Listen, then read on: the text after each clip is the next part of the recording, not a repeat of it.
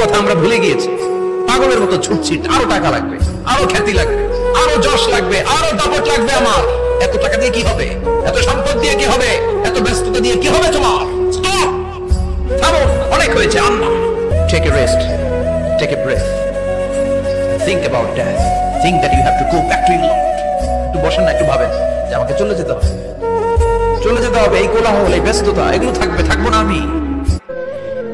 সাইয়েদনা ওমর ফারুক বলেছেন, মুতু ক্বাবলা আন তামুতু, মরার আগে একবার মরো। হাসিবু ক্বাবলা আন তুহাসাবু আলাইকুম, তোমার হিসাব নেওয়ার আগে তুমি একবার নিজের হিসাবটা করো না।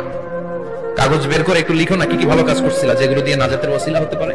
1 2 3, আর কি কি আকাম কুকাম করছো দেখো না, লিখে দেখো তোমার অবস্থাটা কি।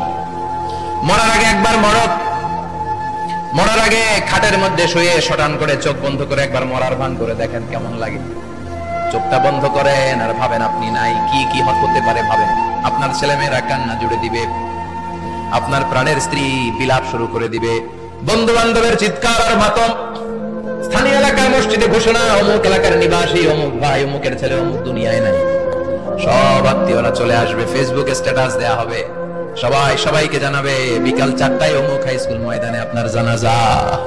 ছুটে আসবে, সবাই ছুটে আসবে আপনাকে শেষ বিদায় দিতে, গুড বাই জানানোর জন্য, আল ওয়াদা, বিদায় জানাতে আসবে সবাই।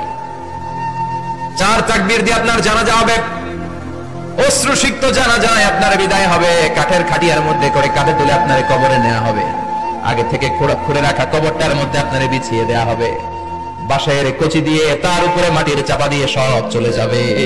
এত মায়া, এত ভালোবাসা কই যাবে? কেউ থাকবে না, সবাই আপনার অন্ধকার কবরে রেখে দিয়ে চলে আসবে। উপরে বাঁশের কঞ্চি, তার উপরে মাটির চাপা, অন্ধকার আর অন্ধকার। এই অন্ধকার যেন শেষ হতে চায় না, শুধুই অন্ধকার, ঠিক কিনা?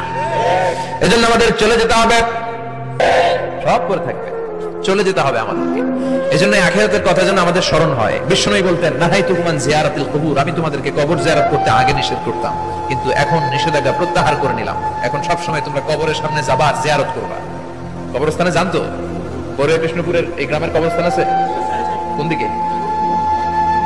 পূর্ব দিকে আছে, গোখরার জলের ওদিকে। জান আপনারা? একটু যাবেন, একটু গেলে আখিরাতের কথাটা স্মরণ হবে। ওখানে ছোট শিশুরা শুয়ে আছে, কিশোর যুবকরা আছে, আপনার মতো তাগড়া যুবক, মুরব্বীরা আছে। এরা এই এলাকায় থাকতো, এরা আকাশ থেকে নেমে আসে না, এই এলাকার সন্তান আজ নাই। একটা সার্টেন পিরিয়ড শেষে আপনিও থাকবেন না। This is the nature of life, this is the circle of life. ছোট্ট শিশু হয়ে এসেছিলেন, শৈশব, কৈশোর, যৌবন, প্রৌঢ়ত্ব। আগে ছিলেন সিঙ্গেল, বিয়ে করে হয়ে গেলেন ডবল। এরপরে আল্লাহ আপনাকে একটা মেয়ে দিল, এরপরে মেয়েকে বিয়ে দিয়ে শ্বশুর হলেন, এরপরে ওই মেয়ের ঘরে সন্তান হতে নানা হলেন। আর কতদিন? অনেক দিন হলো তো, অনেক লম্বা সময় পেয়েছেন আপনি। Think about that. এবার যাওয়ার কথা ভাবেন, আখিরাতের সামানের কথা ভাবেন, ফিরে যেতে হবে। কি শক্তিশালী যুবক, বার্ধক্য চলে আসলে লাঠি ছাড়া চলতে পারে না। কুচকুচে কালো দাড়ি সাদা হয়ে যায়, দাড়ির শুভ্রতা, বয়সের ভার, রং ধরা যৌবন জং ধরে শেষ, ঠিক কিনা?